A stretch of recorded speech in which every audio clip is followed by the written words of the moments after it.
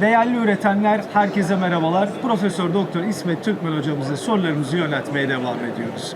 Hocam, mısırın hangi formda kullanımı hayvan beslenmesi için daha yararlı olacaktır? Yani şunu soruyorsunuz, tane mi kullanalım, bütün mü kullanalım, öğütülmüş mü kullanalım, flake mi kullanalım, Aynen yüksek öyle nemli hocam. tane mısır silajı mı kullanalım?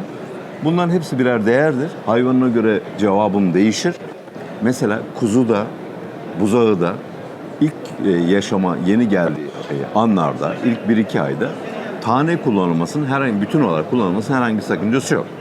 Çok faydalı mı? Bence değil. Ama tane kullanılabilir.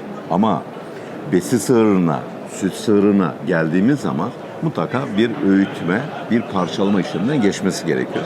Bu noktada mısır flake öğütmeye göre daha fazla sindirilebilirliğe sahip olduğu için daha ön plana çıkıyor ama iyi kaliteli yapılacak.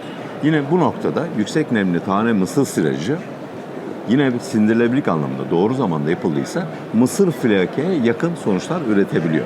Sayacak olursak performansa göre önce mısır flake en iyi sindirilebilirlik, onun ardından doğru zamanda yapılmış yüksek nemli tane mısır silajı evet ve son olarak da öğütülmüş mısır geliyor.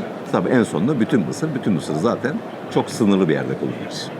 Verdiğiniz bilgiler için çok teşekkür teşekkür ederiz ederim. hocam.